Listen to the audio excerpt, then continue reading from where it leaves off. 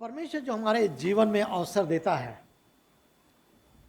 वो इसलिए देता है कि हम उस अवसर का पूरा पूरा फायदा उठा सकें। दो प्रश्न आपके सामने मैं छोड़ना चाहूंगा, उस पर आप विचार करेंगे। प्रभु यीशु मसीह के पुनरुत्थान से आप क्या समझते हैं?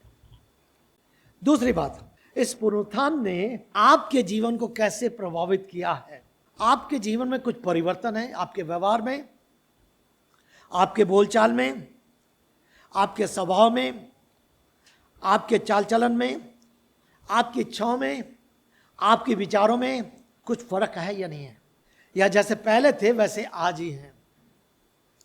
यदि पुनरुत्थान हमारे जीवन को परिवर्तित नहीं कर रहा है, पहले भी झूठ बोलते थे अब भी झूठ बोलते हैं, पहले भी गाली गलौज देते थे अब भी गाली गलौज देते हैं, पहले भी छल करते थे आज भी छल करते हैं, अगर ये वही है तो मात्र यीशु के पुनरुत्थान को मनाना या उसको स्वीकार करना क्या फायदा है? प्रभु यीशु मसीह जीवन को परिवर्तित करने वाला परमेश्वर है।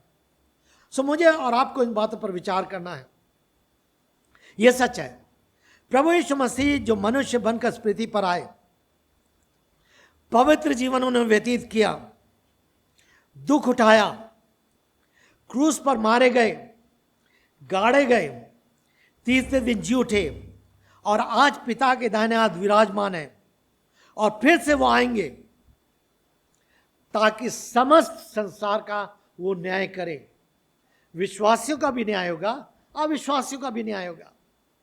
विश्वासियों का न्याय इसलिए होगा ताकि उन विश्वास के जीवन के द्वारा परमेश्वर उनको पुरस्कृत करे, लेकिन अविश्वासियों का न्याय इसलिए होगा जिन्होंने उसको स्वीकार नहीं किया, जिन्होंने उसका तिरस्कार किया, वो उन्हें अनंत दंड में डाले। दोनों का न्याय होगा। और इसलिए जब हम प्रत्येक वर्ष इस उत्सव को मनाते हैं तो क्या ये उत्सव मेरे जीवन में कुछ परिवर्तन ला रहा है? क्या मैं धोखे से, छल से, झूठ से, चोरी से, अनुचित बातों से, गाली गलौज से, इन सारी बातों से क्या घृणा करता हूं? अगर मैं वैसा ही हूं तो केवल ये पुनरुत्थान की बात केवल मेरे मस्तिष्क की बात है कि मेरे विचारों में या मेरे कुछ ज्ञान में परिवर्तन है। मैं कुछ जान गया हूं, मैंने पढ़ लिया, सुन लिया, जान लिया और कुछ कर लिया। लेकिन मेरे प्रियो, ऐसा नहीं है। और इसलिए मुझे और आपको बहुत बार बार इस बात पर विचार करना चाहिए कि वास्तविक रीति से जो पुनरुत्थान है वो परमेश्वर क्या कहना चाहता है। ये पुनरुत्थान जो है मेरे और आपके जीवन में बिना विश्वास के कार्यकारी नहीं हो सकता। इसीलिए पहला कुरिन्थियों उसके 15 अध्याय में पौलुस क्या कहता है 13 और 14 पद में, यदि मरुओं का पुनरुत्थान नहीं है तो मसीह भी नहीं जलाया गया, और यदि मसीह जलाया नहीं गया तो हमारा प्रचार करना व्यर्थ है और तुम्हारा विश्वास भी व्यर्थ है। इससे भी बढ़कर हम परमेश्वर के झूठे गवाह ठहरे, क्योंकि हमने परमेश्वर के विषय में ये साक्षी दी कि उसने मसीह को जिला उठाया। परंतु यदि मृतक वास्तव में जिलाए नहीं जाते तो उसने मसीह को भी नहीं जलाया। अगर ये पुनरुत्थान, मेरे प्रियो, बाइबल केवल एक धार्मिक पुस्तक नहीं है, बाइबल केवल ज्ञान की पुस्तक नहीं है, बाइबल एक जीवन की पुस्तक है जिसमें जीवन की बातें पाई जाती हैं। और मैं बार बार इस बात को दोहराता हूं कि प्रभु यीशु मसीह धर्म स्थापित करने के लिए नहीं आए कि बहुत सारे धर्म थे कि एक और धर्म बना दो। नहीं नहीं नहीं, धर्म स्थापित करने के लिए आए। प्रभु यीशु मसीह जीवन देने के लिए आए। मैं बार बार बोलता हूं, ईसाई परिवार में पैदा होकर के भी लोग आज नरक में जा रहे हैं। मैं भी एक दिन ऐसे था, मैं भी एक दिन ऐसे था, सारी रीति विधियों का पालन करता था, लेकिन फिर भी मैं नरक में जा रहा था। क्रिश्चियन नाम रख लेने से, क्रिश्चियन कुछ रीति विधियों का पालन करने से, चाहे हम मैसी रख लें, चाहे विल्सन रख लें, चाहे अलेक्जेंडर रख लें, चाहे मैथ्यू रख लें, चाहे कुछ भी रख लें, वो नाम हमें परमेश्वर के राज में प्रवेश नहीं कराएगा। विश्वास,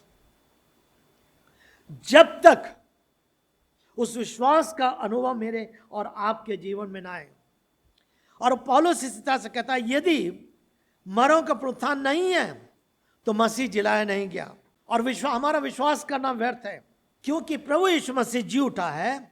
और इसी विश्वास ने न केवल हमें इस पृथ्वी पर जीवन प्रदान किया है, लेकिन इसी विश्वास ने हमें मरने के बाद भी हमारे लिए स्वर्ग पर एक सुरक्षित स्थान तैयार कर दिया है। और एक बहुत बड़ी आशीष है जो परमेश्वर के वचन में हम पाते हैं। जब हम इस बात को पाते हैं तो पहली बात मैं कहना चाहूंगा, पुनरुत्थान मुझे और आपको किस चीज के लिए प्रेरित करता है?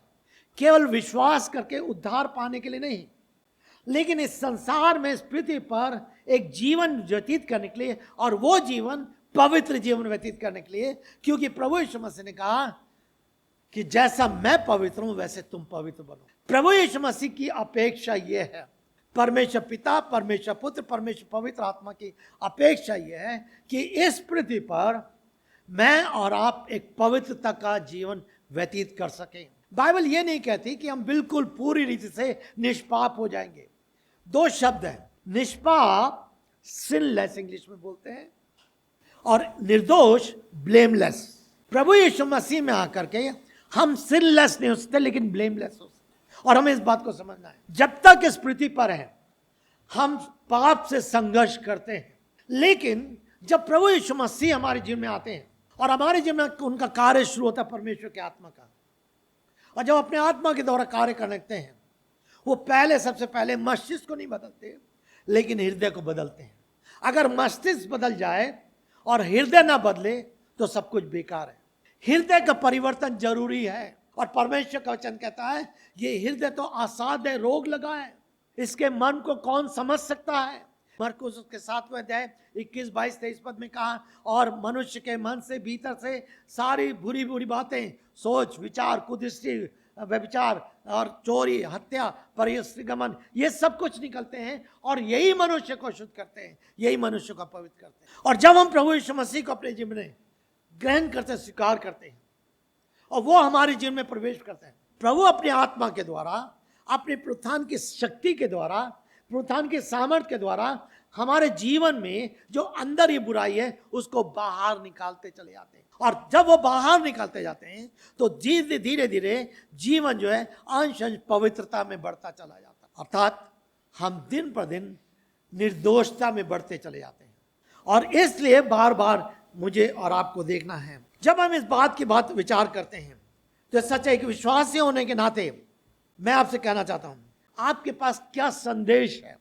जब मैं संदेश की बात कर रहा हूं तो केवल सुसमाचार को बांटना नहीं, प्रभु यीशु मसीह संसार में आए, मारे गए, गाड़े गए, ये गए, लेकिन क्या संदेश, आपका जीवन कैसा है, आपकी बोली भाषा कैसी है, आपका चाल चलन कैसा है। क्या आप अपनी पत्नी को रोज दिन भर में 5 बार मारते हैं, या आप अपने पति को दिन भर 10 बार बकती हैं। पड़ोसी क्या कहते हैं, अरे चर्च तो जाते हैं, लेकिन इनका जीवन क्या है, क्या संदेश दे रहे हैं आप। संडे को आए, शाम को ईस्टर मनाया है, पार्टी में गए, टूनों को गए, आज तो ईस्टर मनाया है, मजा आ गया, ये दशा है। सोचे विचारी गंभीरता इस बात पर, क्या संदेश हम दे रहे हैं।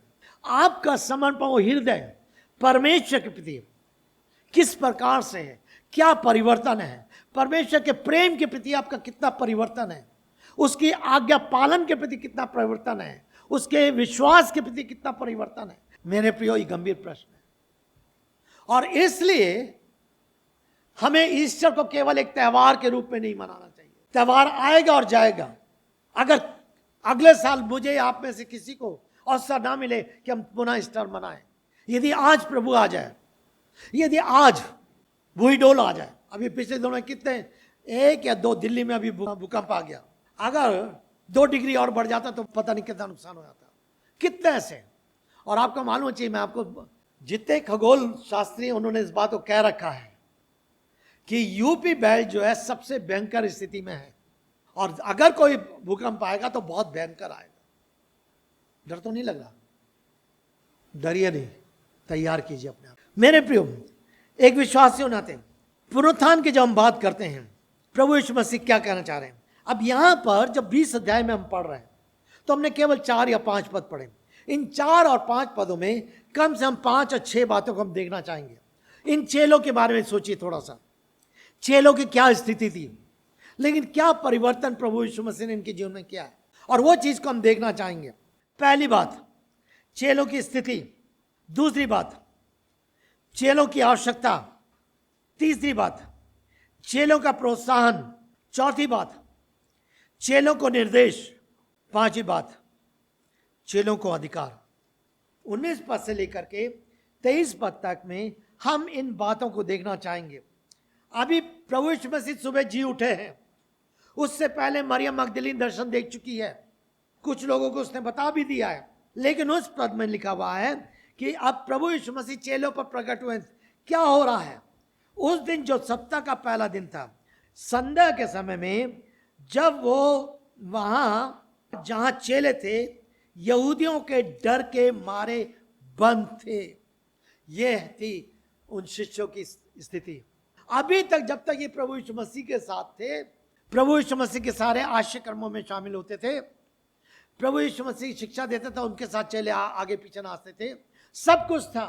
और यीशु के कारण इनके अंदर भी बहुत अधिक घमंड था। अरे हम प्रभु यीशु मसीह के 12 शिष्य, ओ इतनी भीड़ थी, इतनी भीड़ में से उसने 120 को चुना, 120 में से फिर उसने 70 को करा, अब 70 में से उसने में 12 को चुना है। हम 12 बहुत विशेष लोग हैं। और ये सोच करके, इस बात को विचार करके वे बहुत ही अधिक आनंदित करते हैं। लेकिन उन्होंने नहीं जाना था कि क्या होगा। प्रभु यीशु मसीह बार बार बता रहे थे अवश्य है कि मनुष्य का पुत्र पकड़वाया जाए, मारा जाए, गाड़ा जाए, तीसरे दिन जी उठे, सब कुछ बार बार बताते। लेकिन इन चेलों की आंखें, ना तो आंखें खुली थी, ना मस्तिष्क खुला था, ना बुद्धि खुली थी, कुछ नहीं खुला था। ये तो केवल उस समय यीशु के साथ रह के उन सारे आनंद भोग कर रहे थे।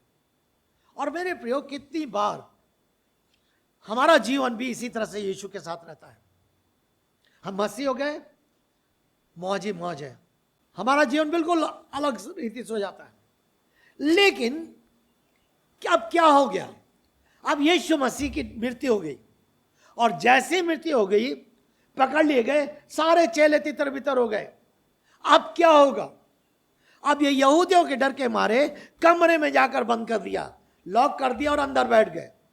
अगर बाहर निकलेंगे तो यहूदी हमसे पूछेंगे, तुम भी तो थे यीशु के साथ। तो जैसे पतरस ने इनकार करा, नहीं नहीं मैं नहीं था, ये भी इनकार करेंगे। क्यों? भय का आत्मा इनके अंदर था। लिखा हुआ है डर के मारे बंद थे। उन्होंने दरवाजे को डर के मारे बंद कर लिया था।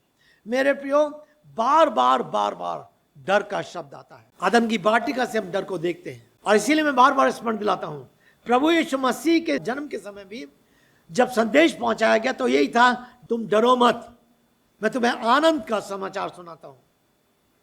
यहां पर भी स्थिति इन चेलों की डरी हुई थी, क्योंकि अब यहूदी लोग हमारी मुसीबत कर देंगे, ये हमें भी पकड़ के, तू यीशु के साथ था, तू बहुत ज्यादा चिल्लाता था, आगे बढ़ता था, चल तुझे।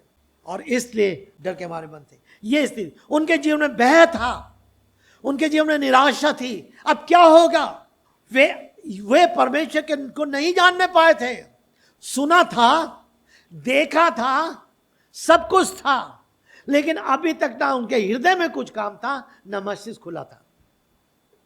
कितनी बार मेरे और आपके साथ प्रभु यीशु मसीह के आश्चर्य कर्मों को देखते हैं, उनके बारे में सुनते हैं, कोई इधर से चर्चा कर रहा है, कोई इधर से चर्चा कर रहा है, कोई इधर से चर्चा कर रहा है। कई बार प्रभु यीशु मसीह खुद हमारे जीवन में भी काम कर देते हैं। प्रार्थना मांगी, ठीक है, प्रभु ने प्रार्थना का उत्तर दे दिया अद्भुत रीति से, लेकिन कुछ समय बाद हम भूल गए। इनकी स्थिति, ये डरे हुए हैं, घबराए हुए हैं, व्याकुल हैं, बेचैन हैं, इनको अपनी चिंता है, हम मार ना डाले जाएं, इसलिए इन्होंने अपने आप को ऐसा रखा हुआ है। मेरे प्रियो, आज आपको इस संसार में कौन सा डर सताता है? मौत का डर, रिश्तेदारों का डर, पड़ोसियों का डर, अपनी सफलता का डर, कौन सा डर? और जिसके कारण जैसे प्रभु को देखना चाहिए आप नहीं देखने पाते। बजाय ये इस बात को याद रखते कि प्रभु ने ऐसा कहा है और इसलिए बाहर निकलते, नहीं नहीं नहीं नहीं। यहां तक कि स्त्रियों ने पहले प्रभु यीशु मसीह को देख लिया था, वे उनकी भी आवाज सुनने से वंचित थे। और मेरे प्रियो, मनुष्य के जीवन में डर जो है सबसे ज्यादा जीवन में हानि पहुंचाता है। हाँ, पाप का भय जरूर होना चाहिए हमारे जीवन में। जब ऐसी दशा में थे 19 पद में, तब यीशु आकर उनके मध्य खड़ा हो गया और उसने उनसे कहा, तुम्हें शांति मिले। कितना प्यारा प्रभु हमारा। उसने प्रश्न नहीं किया तुम क्यों डर रहे हो, तुम क्यों परेशान हो रहे हो। उसके क्या शब्द थे? तुम्हें शांति मिले। मेरे प्रियो, वो मेरे और आपके जीवन को अच्छी रीति से जानता और पहचानता है। मेरे और आपके जीवन की परिस्थितियों को पहचानता है, मेरे और आपके जीवन की स्थिति को पहचानता है, मेरे और आपके जीवन की आवश्यकताओं को पहचानता है। और वो जान रहा था कि इनको इस समय ये चीज की आवश्यकता है। वो सार्वभौमिक परमेश्वर है, सर्वाधिकारी परमेश्वर है। दरवाजे बंद हैं क्योंकि परमेश्वर आत्मा है और वो फिर भी उनके बीच में आकर खड़ा हो गया। दरवाजा उसको रोक नहीं सका। और तब प्रभु कहता है, तुम्हें शांति मिले। और मेरे प्रियो, ये सच में ये शब्द एक ऐसे शब्द हैं जो हिम्मत बनाने वाले शब्द हैं, जो साहस दिलाने वाले शब्द हैं। आज इस संसार की स्थिति को देखते हुए, व्यस्तता को देखते हुए, अरे सरकार के नियम बदल रहे हैं तो ऐसा हो रहा है, लेकिन प्रभु का धन्यवाद हो, प्रभु हमारे साथ है। जरूर कई बार थोड़ा सा विचार आता है, पर फिर प्रभु हमें खड़ा करता है क्योंकि हमारी दृष्टि प्रभु के ऊपर लगी। और तब वो कहता है, उसने कहा तुम्हें शांति मिले। वो ऐसा परमेश्वर जो हमारी आवश्यकताओं को जानता है, हमारी समस्याओं को जानता है, हमारी चिंताओं को जानता है, हमारी परिस्थितियों को जानता है, हमारी निराशाओं को जानता है। वो मुझको और आपको हमारे जानने से अधिक कहीं जानता है। जितना अधिक मैं अपने आप को नहीं समझ सकता, जितना अधिक आप अपने आप को नहीं जान सकते या नहीं समझ सकते, उससे कहीं बढ़कर वो आपको जानता है, वो मुझे जानता है। और इसलिए उसने क्या करा, अपने हाथ के पंजर उनको दिखाए। जब वो कह चुका, अभी भी ऐसा लगता है कि शायद उनको यकीन करना मुश्किल था, लेकिन तब उसने क्या करा, अपने हाथ के पंजर, देखो ये वो हाथ हैं जिसमें कीलें छेदी गई हैं। मैंने तुम्हारे लिए इन हाथों पे कीलें छिदवाई हैं। क्रूस पर जब मैं टांगा क्या था, इतनी हाथों पर कीलें छेदी गई थी और मुझे टांगा गया था। उन्होंने उस पंजर को दिखाया और तब ये लोग चौंके। मेरे प्रियो, काश मैं और आप भी अपनी कठिन परिस्थिति में, समस्याओं में, चिंताओं में विश्वास की आंखों के द्वारा, काल्पनिक विश्वास की आंखों के द्वारा प्रभु की इस वेदना को देखना सीख सकें, प्रभु के इस पंजर को देखना सीख सकें। हमारी दृष्टि उसकी पीड़ा और वेदना पर आने पाए, हमारी दृष्टि उसके कांटों के ताज पर आने पाए। मेरे प्रियो, हमारी दृष्टि उस पर से आने। और तब क्या होता है, लिखा हुआ है, वे प्रभु को देखकर आनंदित हुए। चेले प्रभु को देखकर आनंदित हुए। उनके हृदय में अभी जो निराशा थी, हताशा थी, भय था, एकदम से उनके हृदय में आनंद आ गया।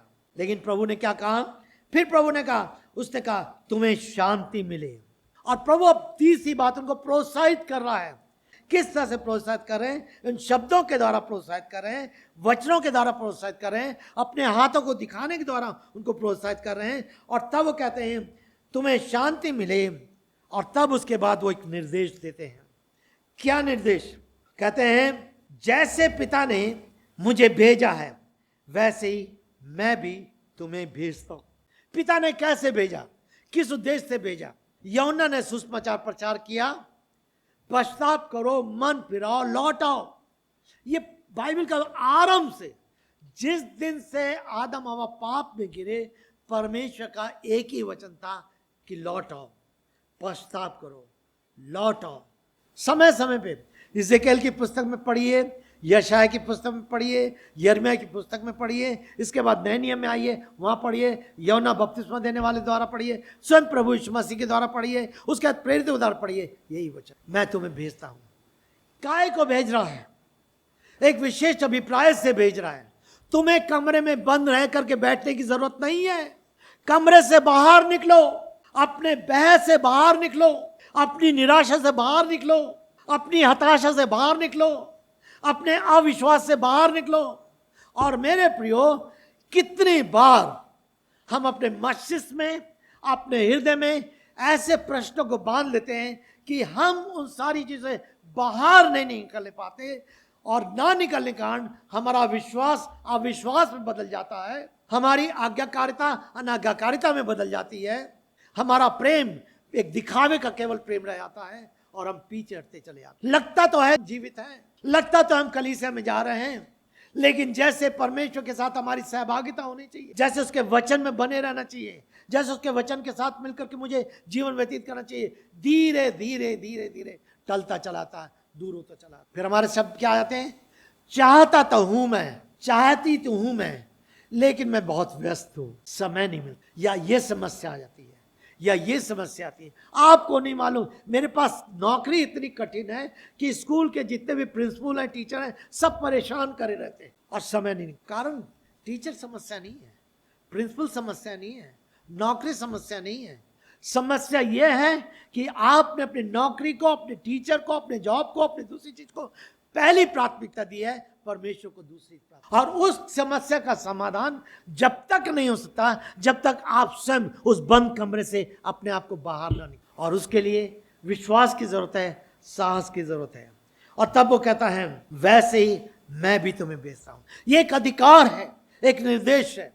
और मेरे प्रियो, इसीलिए हर सुसमाचार में, यहां पे भी वही सुसमाचार आ रहा है, वही संदेश आ रहा है, वही निर्देश आ रहा है जो उसने मत्ती उसके 28 अध्याय में दिया, लूका में दिया, या मरकुस के 16 अध्याय में दिया।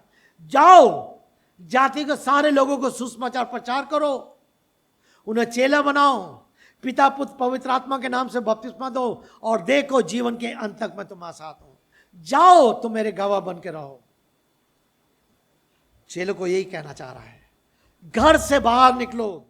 तुमने प्रभु यीशु मसीह की जी उठी सामर्थ को देख लिया, तुमने देख लिया जो मैं तुम्हारे लिए एक दिन मारा गया था, आज मैं जी उठा हूं, और ये पुनरुत्थान की सामर्थ को लेके जाके कह सको कि हमने उसको देखा। यही कारण था जब प्रेरित काम में कलीसिया आरंभ हुई, जितने प्रेरित थे बार बार चिल्ला चिल्ला के कहते, हमने उसको देखा है, हमने उसको सुना है, हमने उसको जाना है। जिसको तुमने पकड़कर क्रूस पर मरवा डाला, गाड़ दिया, उसी को परमेश्वर ने तीसरे दिन मुर्दों में जी उठाया। हम उसके गवाह हैं। उनकी स्थिति बदल गई, उनका विश्वास बदल गया, उनके सब कुछ बदल। और मेरे प्रियो, अब क्या कर रहा है वो 22 और 23 पद में?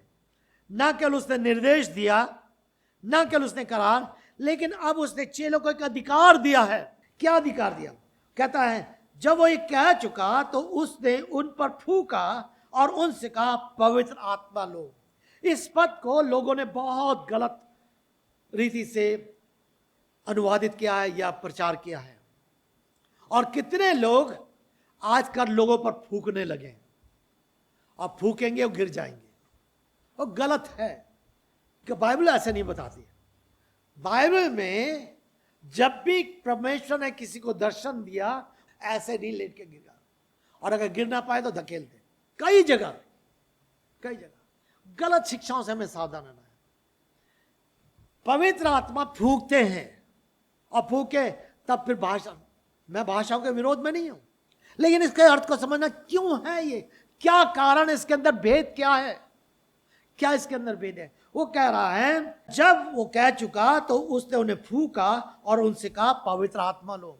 आपको याद है, जब परमेश्वर ने अदन की वाटिका में पहले मनुष्य की सृष्टि की थी, तो परमेश्वर ने क्या करा था? परमेश्वर ने अपना श्वास फूका और वो जीवित प्राणी बन गया।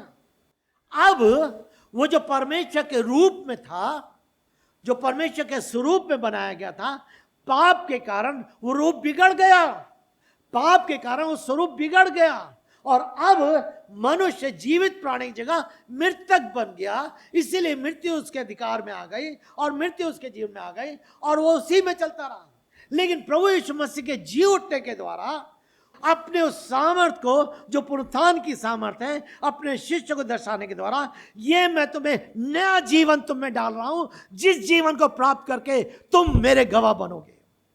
और मेरे प्रियो, प्रभु यीशु मसीह को स्वीकार करना एक नए जीवन को प्राप्त करना है। प्रभु यीशु मसीह को स्वीकार करना, उसकी आत्मा को नई रीति से प्राप्त करना है। प्रभु यीशु मसीह पर विश्वास करना, उसकी सामर्थ को प्राप्त करना है। वो जादू टोना ड्रामा का नहीं है, इसको हमें वेद को समझना है। इसलिए प्रभु यीशु मसीह ने कहा, तुम अभी तक उस संसार में थे, पाप के कारण मृतक थे, लेकिन अब मैं तुम्हें एक नया आत्मा तुम्हारे अंदर डालूंगा। क्या यिर्मयाह की पुस्तक में उसने नहीं लिखा था? जब नई वाचा दी उसने कहा था। और इसलिए परमेश्वर ने उनके साथ ऐसा किया और लिखा है, ये पवित्र आत्मा तुम्हें क्या करेगा? यदि तुम किसी के पाप क्षमा करो तो वो इनके क्षमा कर दिए जाएंगे, यदि तुम किसी के पाप रखो तो वे रखे जाएंगे। मतलब क्या है? पाप क्षमा करने का अधिकार मेरा और आपका नहीं है। पाप क्षमा करने का अधिकार केवल प्रभु यीशु मसीह का है। लेकिन प्रभु यीशु मसीह मुझे और आपको एक बीच में इस्तेमाल करता है कि हम किसी भी मन फिराने वाले व्यक्ति के लिए प्रार्थना करके लिए उसके लिए क्षमा मांगने के तैयार हो सके। जब एक व्यक्ति प्रभु यीशु मसीह के सुसमाचार को सुनता है और जब वो दूसरे भाई के साथ बैठता है, उसके लिए प्रार्थना करता है, तो भाई प्रार्थना करता है, प्रभु आज से आप पर विश्वास किया है, आप इसके अपराधों को क्षमा कीजिए, इसको अपनी संतान बनाइए, इसको अपना बालक बनाइए, इसको अपना बालिका बनाइए, ये आपके जीवन में राज करेगा। क्या हो रहा है? यही काम हो रहा है। फिर से एक और उदाहरण आपको देना चाहता हूं। जब उड़ाऊ पुत्र वापिस आया, किसने उसको गले लगाया? पिता ने गले लगाया था। जैसा था गंदा था, लेकिन फिर उसको सजाया किसने? उसको संवारा किसने? उसके कपड़े किसने पहनाए नए? उसको जूते किसने पहनाए? अंगूठी किसने पहनाई? किसने बनाई? उसने सेवकों से कहा, अपने नौकरों से कहा, जाओ तुम इसको नहलाओ, इसके वस्त्र पहनाओ, अंगूठी पहनाओ। उसने अपने सेवकों को इस्तेमाल किया। और मेरे प्रियो, ये प्रभु यीशु मसीह के शिष्य थे जो आगे चल के सुसमाचार प्रचार करने के द्वारा बहुत सारे लोगों को एक नई रीति से परमेश्वर के राज में प्रवेश करा रहे थे। और वही सेवा आज प्रभु ने मुझे और आपको विश्वासी होने के नाते दी है। जब किसी के साथ सुसमाचार बांटते हैं, देते हैं, हम उनके लिए प्रार्थना करते हैं। हमें समझना है, ये मतलब नहीं है कि ठीक है मैं पुरोहित हूं, मेरे पास आना है, अगर मैं क्षमा करूंगा तो क्षमा हो जाएंगे, अगर नहीं होगा तो नहीं। गलत है, बाइबल ये नहीं बताती। केवल पाप क्षमा करने का अधिकार केवल प्रभु यीशु मसीह को है। हम सहायक बनते हैं, हम मददगार बनते हैं, हम प्रभु यीशु मसीह के सुसमाचार को, उसके कार्य को उस व्यक्ति के जीवन में होने के लिए कार्य का एक साधन बन जाते हैं। मेरे जीवन को, आपके जीवन को किसी ना किसी प्रभु के जन ने बनाने में यहां तक मदद करी है। मैं ऐसे नहीं बना। मैं जानता हूं कितने लोगों का मेरे जीवन को बनाने में आता है, कितने सेवकों ने मेरे जीवन में परिश्रम किया है। उनकी प्रार्थना है, उनकी सलाह है, उनकी शिक्षा है, उनकी डांट है, उनकी ताड़ना है, बहुत कुछ है जिसके द्वारा परमेश्वर ने मुझे बनाया है। आपके जीवन में भी यही साक्षी है। तो परमेश्वर अपने शिष्य को क्या करा? एक अधिकार दे रहा है। कैसे लोगों, कौन लोग जो एक समय में निराशा में थे, हताशा में थे, परेशान थे, ओ मेरे प्रियो, जिस दिन आप यीशु मसीह पर विश्वास करेंगे और प्रभु के उन हाथों को देख करके अपने जीवन को उसके हाथों में सौंप देंगे, आपके जीवन में परमेश्वर की अद्भुत शांति आएगी। वो शांति जो मनुष्य के समझ से परे है। लिखा हुआ है, और परमेश्वर जो तुम्हें हर परिस्थिति में वो शांति जो समझ से बाहर है वो तुम्हें देगा। दूसरा थिस्सलुनीक उसका 3 अध्याय 16 पद। यशायाह में, भजन संहिता में बहुत सारे पद हैं जहाँ हम देख सकते हैं जहाँ प्रभु शांति के बारे में बात करता है। यशायाह 45:7 में वो पिता की शांति, इफिसी 2:15 में पुत्र की शांति, रोमियो 14:17 में पवित्र आत्मा की शांति। बहुत सारे पद हैं जिनको हम देख सकते हैं। लेकिन परमेश्वर शांति का दाता है, पर ना केवल शांति लेकिन अधिकार। और मेरे प्रियो, ये अधिकार सबसे पहले मुझे और आपको कहां से मिलता है? इसीलिए परमेश्वर के वचन में लिखा है, जितनों ने उसे ग्रहण किया उन्हें परमेश्वर ने अपनी संतान होने का अधिकार दिया। ना तो वे लहू से, ना वे मनुष्य की इच्छा से, ना वो शरीर की इच्छा से, लेकिन परमेश्वर के आत्मा के द्वारा उत्पन्न हुए हैं। ये अधिकार है। और प्रभु यीशु मसीह ये जी उठने की सामर्थ के द्वारा ये दे रहा है। और इसके बाद हम आगे चल के देखते हैं। मैंने केवल एक स्थल को लाया हूं, लेकिन अगर आप बढ़ते चले जाएंगे, यीशु मसीह जी उठने के बाद 40 दिन तक 10 अलग अलग स्थानों में अपने आप को लोगों के सामने प्रकट किया। क्यों? अगर जी उठने का तुरंत तुरंत चला जाता तो कहता अरे उसको तो देखा ही नहीं किसी ने झूठा, और तब और उसके लिए मिथ्या उत्पन्न हो जाती। लेकिन उसने लोगों के सामने सबसे अधिक 500 लोगों के सामने, पहला कुरिन्थियों 15 अध्याय के जब पढ़ेंगे तो आपको मालूम चलेगा वहां पर कि किस रीति से प्रभु यीशु मसीह वर्णन करता है, पौलुस को भी, औरों को भी, और 500 लोगों को किस प्रकार से उसने दर्शन दिया। सो मेरे प्रियो, संक्षिप्त में पुनरुत्थान मेरे और आपके जीवन को न केवल पाप से छुड़ाता है, लेकिन पाप से छुड़ाने के साथ साथ मेरे और आपकी स्थिति को बदलता है, मेरे और आपकी आवश्यकता को बदलता है, मेरे और आपके जीवन में प्रोत्साहन लाता है, मेरे और आपके जीवन में एक नया निर्देश देता है, नया आज्ञा देता है, और उसके साथ साथ मेरे और आपके जीवन में एक नया अधिकार देता है। और अधिकार क्या है? ना केवल परमेश्वर के संतान बनते हैं, लेकिन ये अधिकार कि हम उस अधिकार में होकर परमेश्वर के राज के वारिस हो जाते हैं। वो अनंत काल का राज वो मेरा और आपको बन जाता है, और इससे बड़ी आशीष और क्या होगी। सो परमेश्वर मेरे और आपकी सहायता करे अंतिम में विचार करने के लिए, क्या सच में प्रभु यीशु मसीह ने आपकी स्थिति को बदला है? आपने यीशु को पाया, लेकिन आप क्या है? उसी बंधन में रह रहे हैं, उसी जकड़ी स्थिति में रह रहे हैं, उसी पराजय के जीवन में रह रहे हैं, उसी हारे के जीवन में रह रहे हैं। आपके आसपास के लोग कोई परिवर्तन नहीं देखते हैं, कोई कुछ और नहीं देखते हैं, किस रीति से रह रहे हैं। आपकी जो वास्तविक आवश्यकता है, जो सचमुच में उस शक्ति की, उस सामर्थ्य की, शांति की जो परमेश्वर देता है, आपके जीवन में मिलती जा रही है? क्या प्रभु यीशु मसीह में आपके जीवन में प्रोत्साहन है, और प्रोत्साहन में होकर आप विश्वास के साथ आगे जीवन में बढ़ते जा रहे हैं? क्या आप उस परमेश्वर के निर्देश को लेकर के पालन करने के लिए तैयार हैं?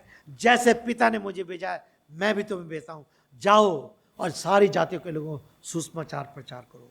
हमने अभी पढ़ा कि जो सदस्य बनते हैं इस बात की वाचा बांधते हैं कि हम कलीसिया के सुसमाचार के कार्य में लवलीन रहेंगे, दूसरों को साक्षी देने द्वारा, और प्रयास करेंगे कि हम कलीसिया के कार्य में और अधिक सुसमाचार कार्य में लग सके।